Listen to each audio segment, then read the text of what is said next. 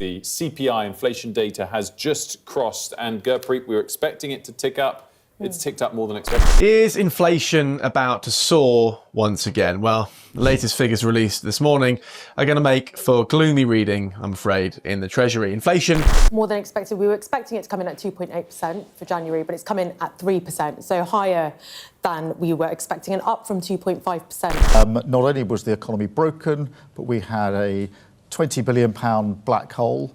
And many, many things that had been identified for spending which didn't have any spending attached to it. Man, take a look at this. A year ago, this same box of drink was just a few ringgit. See? This year, it's almost double. Yeah, that's right, Han. And it's not just affecting the food. It's also affecting electricity, petrol, rent.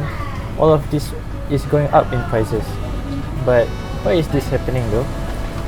We hear about it, we feel it, but do we truly understand inflation? It's force shaping our economy, our livelihoods, and our future. Today, we are breaking it down.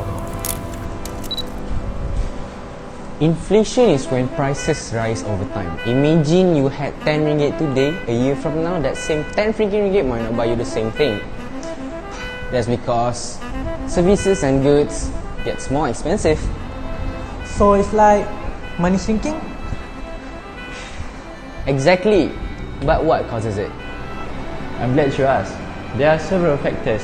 Let's get into them. So, why does inflation happen? Is someone just increase the price up? Not exactly. One major cause is there's too much money in the circulation. It's because if the government prints too much money, its value gonna drop, and that is called as the demand pull inflation. So if suddenly everyone had 100,000 ringgit, we'd all be rich, right? Nope. Because the business will just raise their prices up. Because let's say if more money chasing the same amount of goods would just mean that the prices go up. And then that's cause push inflation, right?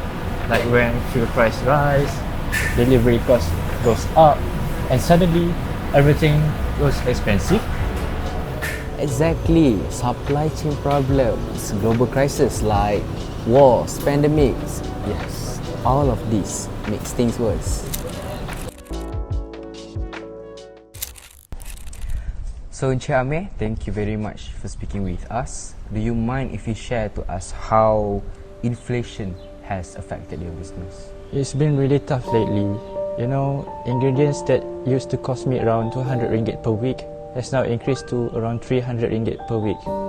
That extra 100 ringgit should come from somewhere, right? But knowing customers, they don't really want to pay the extra high prices. Have you had to make any major changes to keep your business afloat? Yes. I have to reduce the portion slightly, and I also have to find cheaper suppliers. But even then, it is still hard for me because there are not so many options out here. And recently, I had to let go one of my workers because I really can't afford to pay everyone here anymore. Well, that's heartbreaking. Do you see any way forward to overcome about this? I really don't know. If things keep going this way, small businesses like mine might not survive. It is just a matter of time. I really hope that the government can step in and might help us in other way that we can't think of.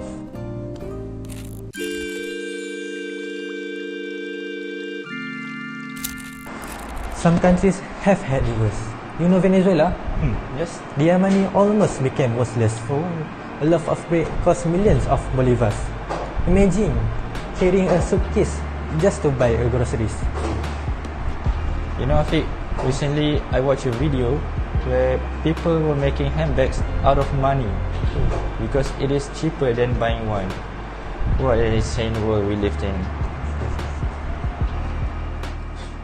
Same thing in Zimbabwe lah. At one point, I think I remember they had like $100 trillion note, but they couldn't even buy a meal. Thank you Mr. Amir and Mr. Han for taking the time to speak with me. Many people are struggling with inflation, and I want to understand what steps they can take to protect their finances. Of course, inflation affects everyone, but there are strategies to manage it. First, budgeting is crucial. Everyone needs to keep track of their expenses carefully and cut down on non-essential spending because every ringgit counts. That makes sense. But about savings? With inflation rising, is keeping money in savings account a good idea? That depends. Regular savings accounts might not keep up with inflation. Instead, people should look into inflation-protected investments like gold, real estate, or stocks in stable industries. Diversification is the key. What about government policies? Can they do anything to ease the burden? Yes, central banks often adjust interest rates to control inflation. When rates go up, borrowing or loaning decreases, so it slows down the excessive spending. Government can also introduce subsidies or tax cuts to help on struggling families. So in short, individuals should budget wisely, invest smartly, and stay informed about economic policies. Exactly, Mr. Afiq. Being proactive is the best way to defend against inflation.